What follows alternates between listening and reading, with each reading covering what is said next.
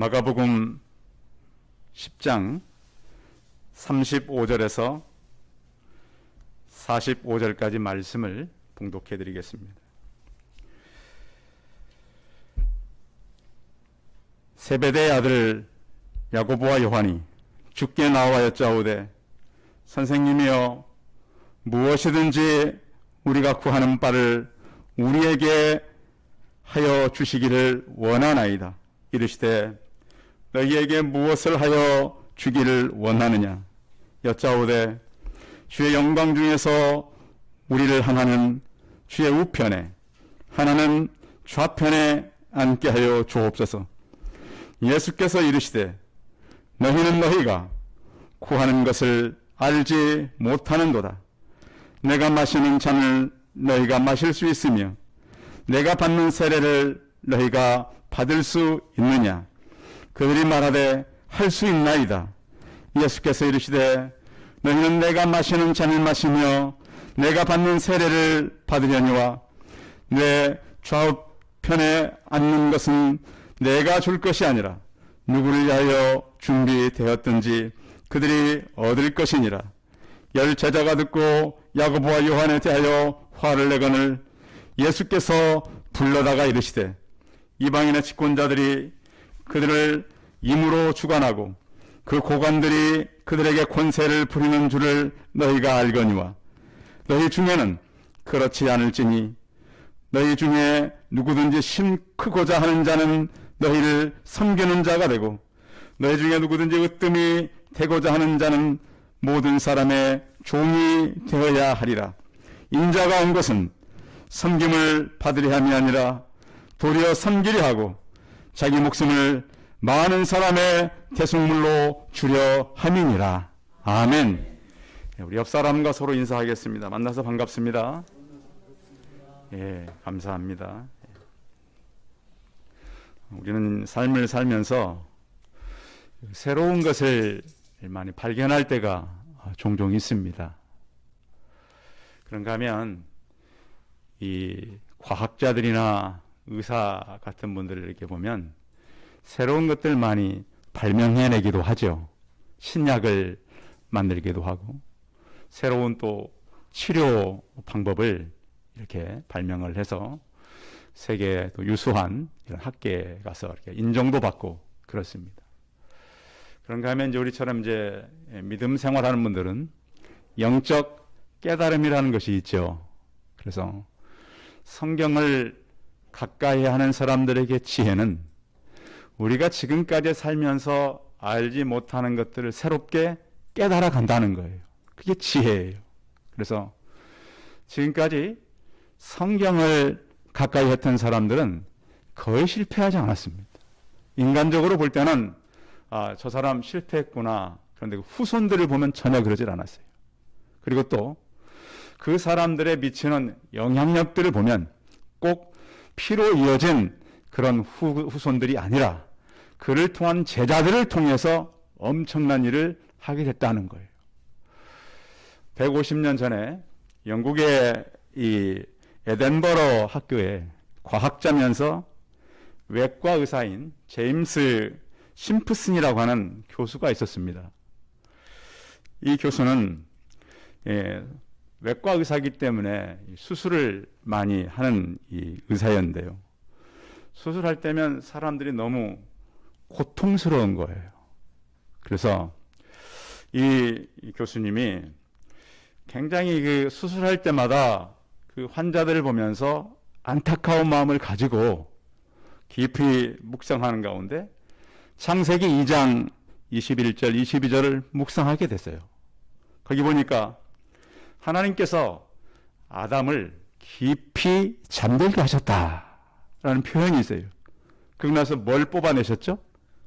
예? 갈빗대 맨살에서 안 뽑아보면 모르시죠?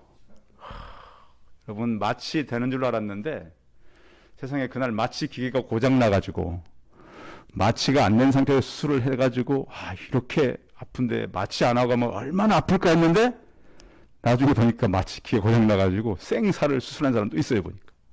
그런데 이 의사가 보니까 이 아담을 갈빗배를 뽑아서 여자를 만들었는데 하와가 나타나자마자 뭐라고 고백을 해요? 이는데 뼈 중에 뼈요 살 중에 살이라. 아픈 신음소리가 있어요, 없어요? 없어요. 그래서 도대체 그러면 하나님은 아담을 어떻게 하신 것인가? 깊이 잠들게 했다는 거예요. 그래서 그때부터 이제 연구해서 만들어낸 그 물질이 클로로포름이라고 하는 마취제입니다.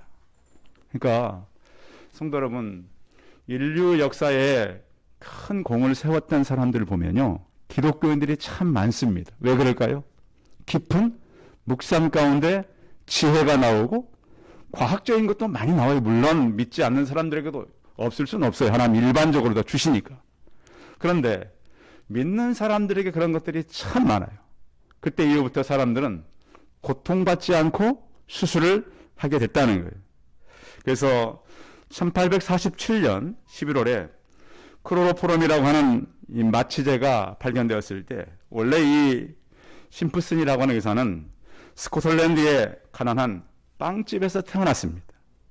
전 세계의 수술 환자들에게 많은 이 고통을 덜어줬다는 그런 그 일 때문에 처음으로 영국에서 썰라고 하는 그 칭호를 주었습니다. 그래서 이 의사가 이제 그 일생을 오랫동안 살아오면서 한 제자가 물어봤다 그래요. 선생님, 지금까지 살아오면서 평생에 가장 좋은 발견은 뭐였습니까? 뭐였었을까요? 네? 마취제였을까요? 근데 이 심프슨이라고 하는 외과 의사였고 교수였던 이분이 대답이 참 놀랍습니다. 두 가지를 얘기했어요. 하나는 내가 죄인이라는 사실입니다. 참 깊은 묵상 가운데 내가 죄인이라는 사실을 안다라고 하는 것은 단순한 것 같지만 여기에는 많은 묵상과 말씀에 대한 자기 성찰이 있었던 거예요. 그런 건 또 한 가지는 내가 그렇게 큰 죄인이었는데 또 하나는 예수님이 나의 구세주라고 하는 사실입니다. 성탄절이 얼마 남지 않아서 사람들은 연말 연시 그리고 또 막 이런 우리 분위기가 뭔가 좀 흥이 나고 뭔가 즐겁고 유쾌하고 이런 것을 찾는 때입니다. 그렇지만 12월은 우리 기독교인들에게는 좀 남다릅니다. 성도 여러분, 여러분의 평생의 자랑이 예수 그리스도가 되시기 바랍니다. 나는 이렇게 부족한 자였고 나는 이렇게 어려움을 만났지만 나는 예수 그리스도를 통해서 그 자리에서 일어났고 또 나를 이렇게 바꾸신 하나님께서 나를 만나러 온 당신들도 바꾸실 것입니다. 이런 간증자들이 되고 오늘 제가 말씀드린 제임스 심프슨처럼 하나님께서 우리에게 주신 그러한 지혜를 가지고 이 땅에 우리가 살아가는 동안 많은 사람들에게 영향력도 미치고 예수 그리스도를 증거하는 그러한 삶들이 되시기를 바랍니다. 이 땅은 많은 사람들이 성공하기를 원합니다.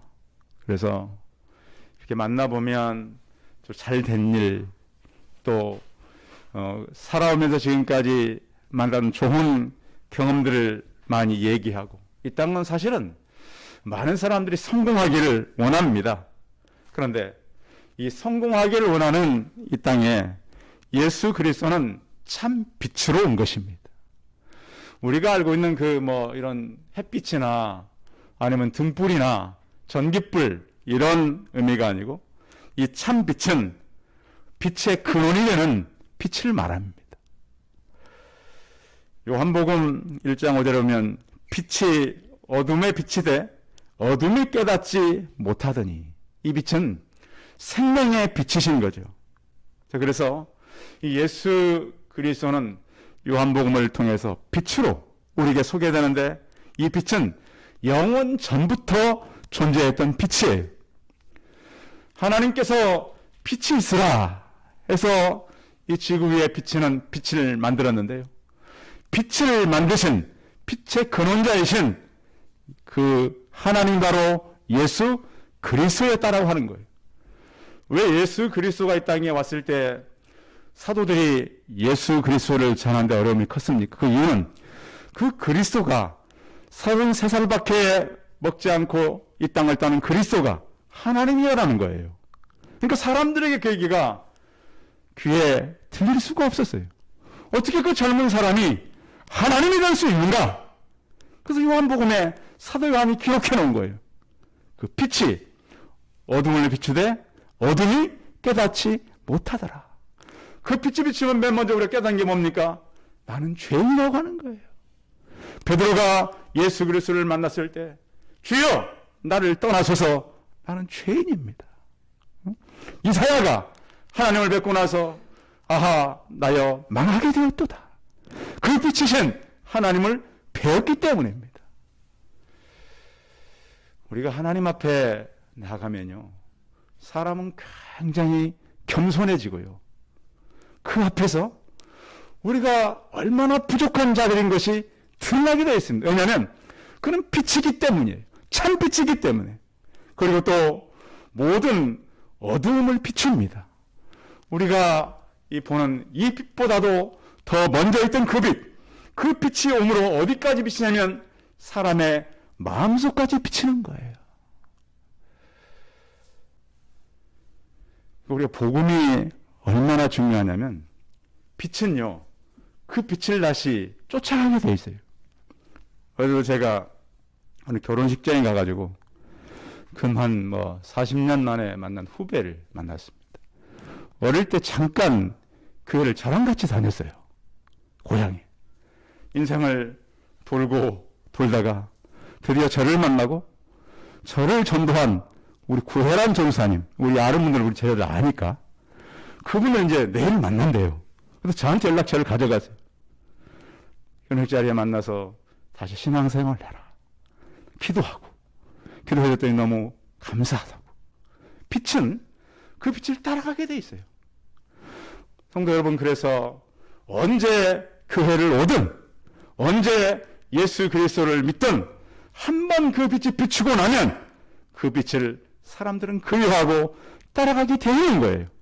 성도 여러분, 모든 사람의 어둠을 밝게 비치고 마음을 비추는 그 예수 그리스도를 발견하고 그 빛을 쫓아 살아가시기 바랍니다. 왜냐하면 그 빛은 우리를 인도하기 때문이에요. 예수 믿는 사람들의 가장 장점은 현실을 다 보진 않습니다. 그를 이끌어가는 빛이신 예수 그리스도 하나님을 보고 따라가는 거예요. 그래서 그분이 우리의 참 길이 되는 거예요. 그분이 우리의 진리가 되고 그분의 우리의 생명의 빛이 되는 것입니다. 그 빛이신 예수 그리스도를 만났던 제자들.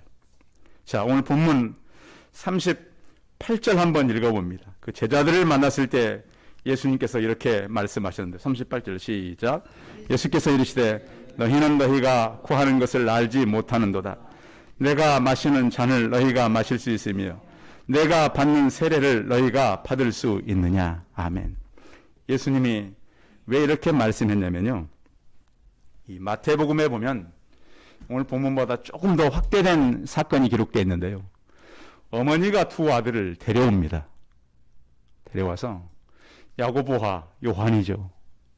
예수님, 예루살렘에 올라가시면 이제 뭐가 되는 거예요? 예수님께서 왕이 되는 거, 왕. 응?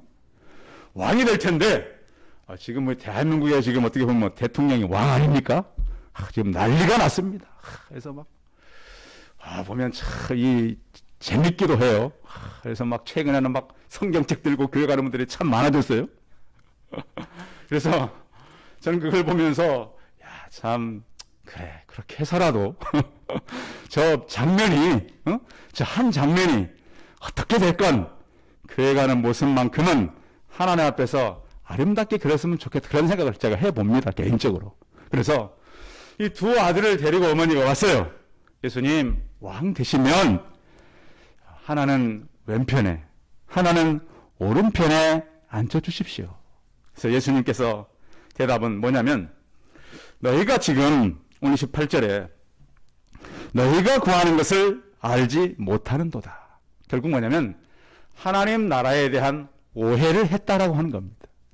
무슨 오해죠? 너희는 지금 나에 대해서 이렇게 생각하고 있는데 39절 읽어봐요. 39절도 시작. 그들이 말하되 할 수 있나이다. 예수께서 이르시되 너희는 내가 마시는 잔을 마시며 내가 받는 세례를 받으려느니와. 예, 그렇습니다. 그러니까 하나님 나라는 사실은 영광의 자리는 아니죠. 그 길은 좁고 험한 길이에요. 사람들이 걸어가기에 굉장히 무거운 짐을 지고 가야 되는 길이에요. 그래서 그 잔을 오해했다는 거예요. 그래서 아마 야고보와 요한은 그 자리는 축배의 잔, 성공의 잔, 승리의 그 잔이라고 생각을 했어요. 아, 드디어 예수님 왕 되면 그 왼쪽 오른쪽은 그 이스라엘의 이 청년들로서는 출세의 자리 아닙니까? 출세의 가도를 걸어갈 수 있는 길에 이미 들어선 거 아닙니까? 그래서 예수님 그 자리 갈 수 있도록 우리를 좀 배려해 주십시오. 근데 예수님께서는 너희가 이 길을 잘 알지 못했다. 그런데 만약에 이 야고보가 사도행전에 보면 사도들 가운데 제일 먼저 순교를 당하죠. 어머니가 그걸 알았을까요? 모르죠. 요한이 반모섬까지 끌려가서 그러니까 몇 번 죽다가 살아나요. 안 죽으니까 섬에 유배를 보내요. 그럼 요한 계시록을 기록하는 거잖아요. 그래서 이 두 아들이 순교를 당할 줄 알았다면 어머니가 이런 청탁을 했을까요? 이 지구상에 사는 모든 어머니들은 이 두 아들이 예수님께 갔다가는 순교를 당할 텐데 알았다면 예수님 우리 애들은 좀 가까운 자리 주지 마시고 좀 저 끝자리, 응? 뒷자리 이렇게 했을지도 몰라요. 그런데 모르니까 이런 오해를 하고 있으니까 이렇게 말씀하게 된 것입니다. 어머니도 몰랐고 이 두 제자들도 몰랐어요. 그래서 예수님의 자리는 사람의 뜻대로 주어지는 자리가 아닙니다. 순교의 자리도 사실은 예수님께서 허락해야 되는 사람만이 가는 자리죠. 그런데 이들은 물론 몰랐지만 이들은 순교의 자리로 이제 들어온 게 된 거예요. 그러면 이 두 제자만 이렇게 열심을 냈을까요? 자, 그런 세례를 받겠다. 그리고 좌우편에 내가 줄 것이 아니라 누구를 위하여 준비됐든지 그들이 얻을 것이니라. 이 말을 듣자마자 제자들이 어떻게 하냐면 자, 41절 읽어봐요. 41절 시작. 열 제자가 듣고 야고보와 요한에 대하여 화를 내거늘. 열 제자가 어떻게 했어요? 이제 완전히 두 쪽으로 나눠졌어요. 10대 1로 나눠져가지고 너희만 출세하냐? 우리는 뭐냐? 이렇게 된 겁니다. 그런데 이때가 지금 사실은 언제쯤이냐면 내가 이제 예루살렘에 올라가면 십자가에 못 박히게 된다. 2번이나 벌써 얘기했어요. 예수님은 3번이나 이 말씀을 하는데 제자들이 이 말을 깊게 듣지를 않았어요. 우리도 보면 내가 필요한 얘기는 쉽게 들리지만 정작 내게 중요한 얘기는 잘 안 들릴 때가 많아요. 제자들도 그랬어요. 내가 예루살렘에 올라가면 왕이 되기 위해서 올라가는 것이 아니라 십자가에 못 박혀서 죽기 위해서 올라가는 것이다. 근데 그 얘기는 듣지 않고 야, 이제 올라가면 우리는 왕 옆에서 한 자리씩 할 수 있겠구나.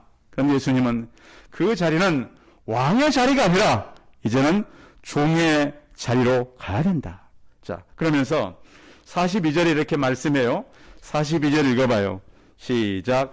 예수께서 불러다가 이르시되 이방인들의 집권자들이 그들을 임으로 주관하고 고관들이 그들에게 권세를 부르는 줄 너희가 알거니와. 자, 너희들이 알다시피 이방의 왕들은 사람들 앞에 군림하는 것이다. 군림하는 것인데 너희는 어떤 자세로 이제 나랑 같이 사역을 해야 되냐면 44절이죠. 44절 읽어봅니다. 시작. 너희 중에 누구든지 으뜸이 되고자 하는 자는 모든 사람의 종이 되어야 하리라. 아멘. 예수님께서 지도자가 되는 것, 으뜸 되는 것, 그것에 대해서는 만류하지 않으셨어요. 좋다. 너희들이 이 땅의 지도자들이 되고 높은 자리에 있는 것은 나쁜 것이 아니다. 그런데 중요한 것은 너희들이 그 자리가 그곳에 가서 섬김의 자리로 가야지 섬김을 받는 자리가 아니다. 어느 자료를 보니까 어느 군인 얘기 하나를 설명해 놓은 게 있는데, 부대에 보면 하사관 그 계급이 있잖아요. 하사관이면 사병보다는 높은 계급인 거 아시죠? 예, 그 위에 장교가 있고 그래요. 이제 여자분들은 군대를 안 가시니까 잘 모르시는데. 그래서 날 보니까 이 하사관이 사병들을 데리고 굉장히 큰 나무를 막 옮기고 있는 거예요. 근데 보니까 이 사병들은 열심히 막 그 나무를 들고 가는데 이 하사관은 소리만 지르고 있는 거예요. 그 옆에 지나가는 사람이 보니까, 저렇게 힘든 거를 자기도 같이 힘을 쓰면 보탤 수 있잖아요. 그래서, 왜 그렇게 이 사람들만 시키고, 당신은 안 합니까? 그러면, 저는 하사입니다. 그러니까 지나가던 분이, 그러시냐고. 그럼 하사님, 제가 좀 도와도 되겠습니까? 하시라고.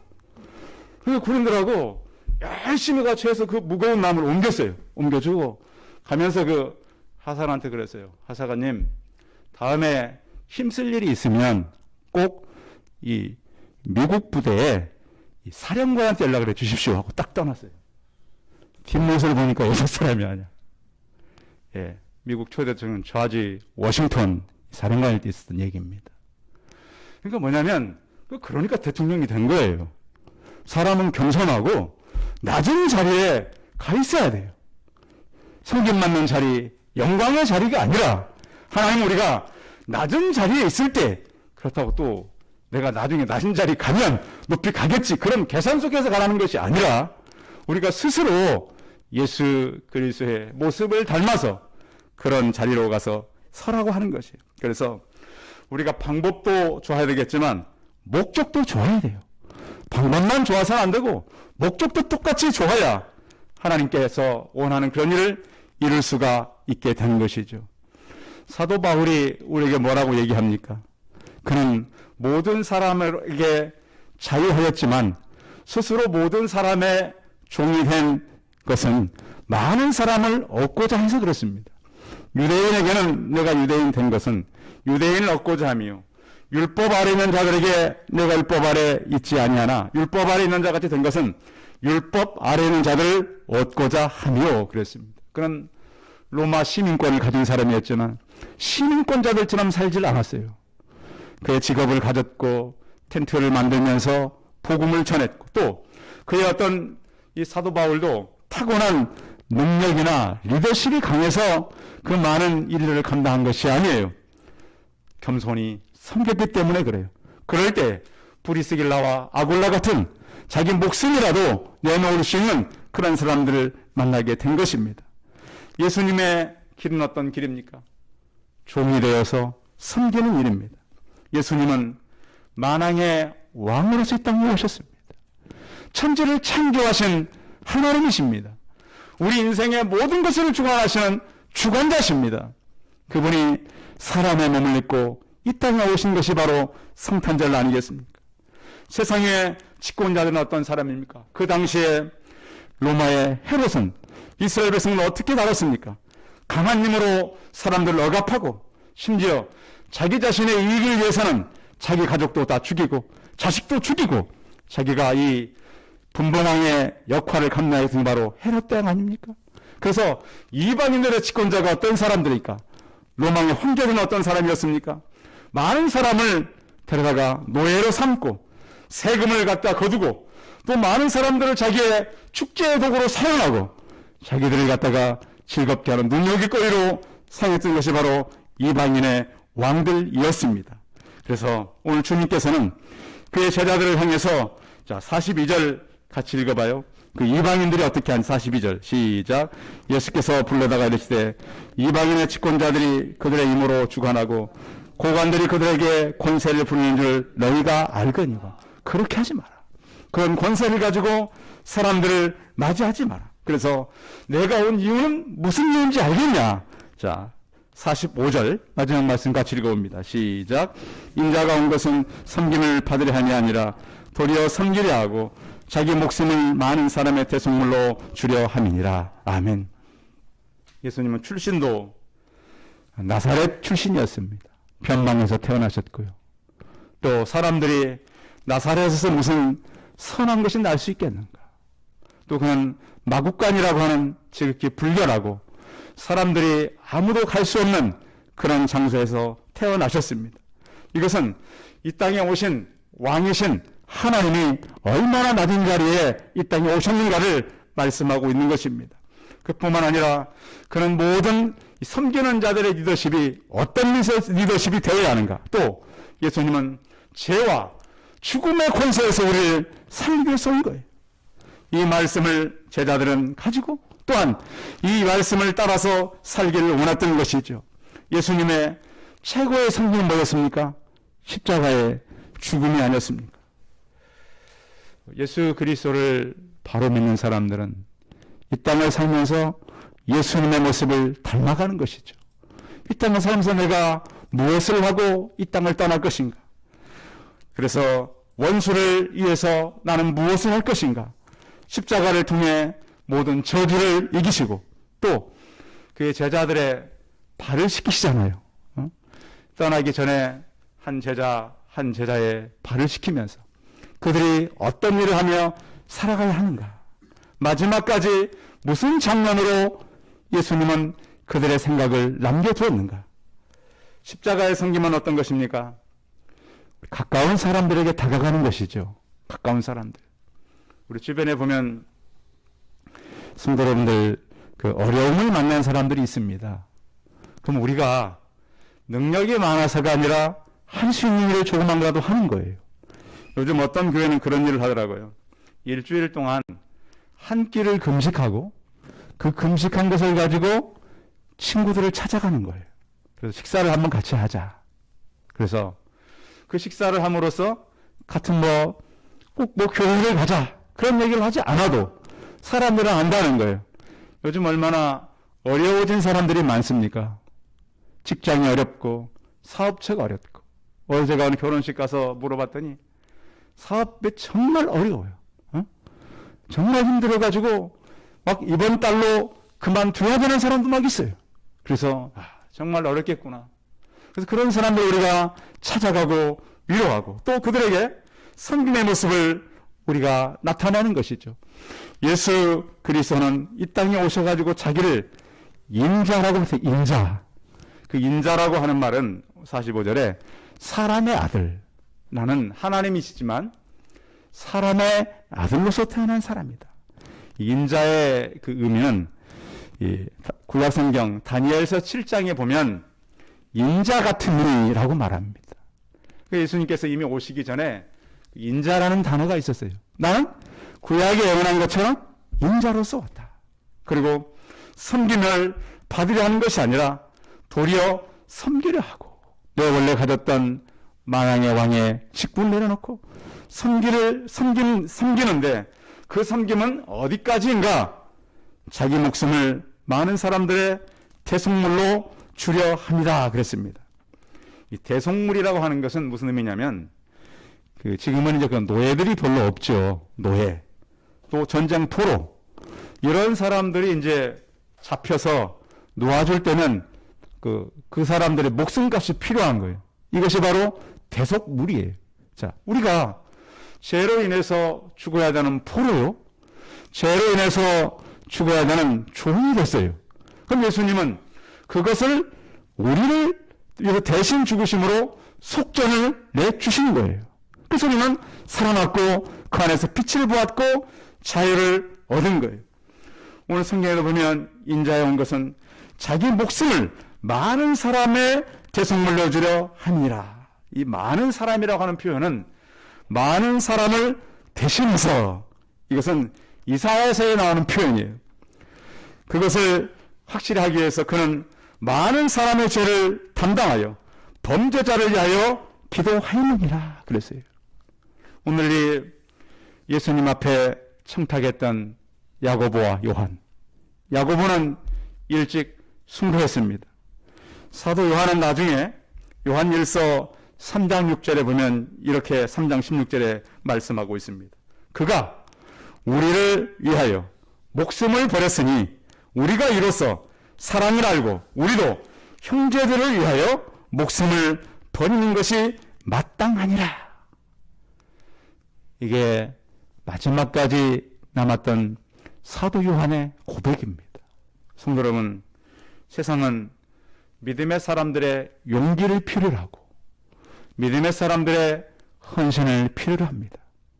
잠깐 스쳐 지나가는 그러한 모습이 아니라 예수님께서는 이 땅에 오셔서 만왕의 왕이셨지만 섬기러 오셔서 말로 행동으로 섬긴 것뿐만 아니라 그의 목숨까지 내어주면서 우리를 섬기셨습니다. 우리는 그의 빛을 받았고 우리 마음의 빛이 비추어서 생명의 길을 걷게 되었습니다. 한 해를 우리가 점점 마무리해 가면서 예수 그리스도가 이 땅에 오셔서 섬기러 왔던 것처럼 우리의 모든 것을 가지고 우리 이웃들, 지인들, 가까운 사람들을 섬기며 종의 서번트 리더십을 가지고 살아가는 저와 우리 성도들이 다 되시기 바랍니다. 기도하겠습니다. 전능하신 하나님, 주님께서 이 땅에 오셔서 많은 사람을 대신해서 우리의 대속물이 되셨고 죽으셨고 많은 사람의 죄를 담당하며 범죄자들을 위해서 기도하였습니다. 살아계신 하나님, 저희가 이 성탄절을 맞으면서 이 땅에 오셔서 하나님의 모든 권세를 내려놓고 이방인의 집권자들처럼 하지 아니하고 세상의 성공과 출세가 아니라 하나님 앞에 섬김의 종으로서 사셨습니다. 그 예수 그리스도의 피가 우리 마음에 흐르고 예수 그리스도의 정신이 우리 삶에 흐르고 예수 그리스도의 죽음이 우리의 생애도 계속 이어지게 하여 주옵소서. 주 예수 그리스도의 이름으로 기도하였습니다. 아멘. 예, 광고 말씀 드리겠습니다. 예배에 찬성한 성도님들 환영하고요.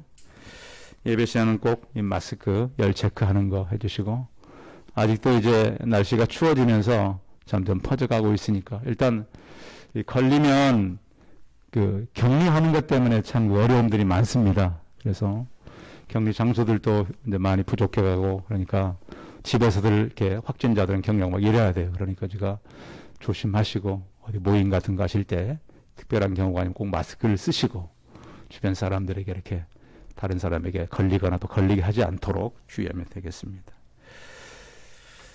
예, 우리 찬송 96장 하신 후에 축도항으로 예배 마치겠습니다.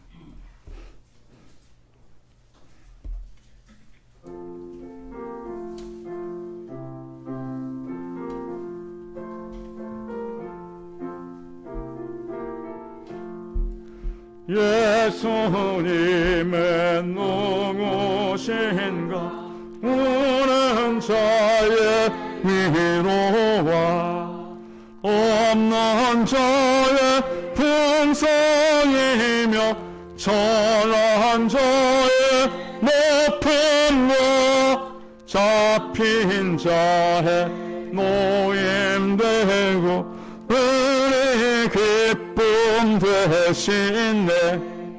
예수님은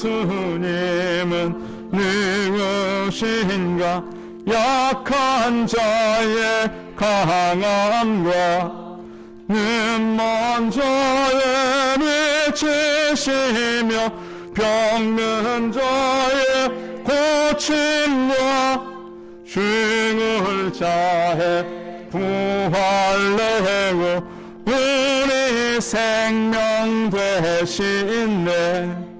예수님은 누구신가 주한 자의 정함과 죽을 자의 생명이며 죄인들의 중노와 멸망자의 구원되고 우리 평화 되시네. 예수님은 누구신가 온 교회의 머리와 온 세상의 구주시며 모든 왕의 왕이요 심판하실 주님 되고 우리 영광 되시네. 이제는 우리 주 예수 그리스도의 은혜와 하나님 아버지의 무한하신 사랑과 성령의 교통하심이 이 땅에 섬기러 오신 만왕의 왕 되신 그 예수 그리스도를 닮아서 이 땅에 살아가는 동안 섬김의 사람들로 이 땅에 살아가기를 소원하는 우리 성도들의 머리머리 예와 이들의 가정과 자녀들과 일터와 직장에 이들도 영원토록 함께 있을지어다. 아멘.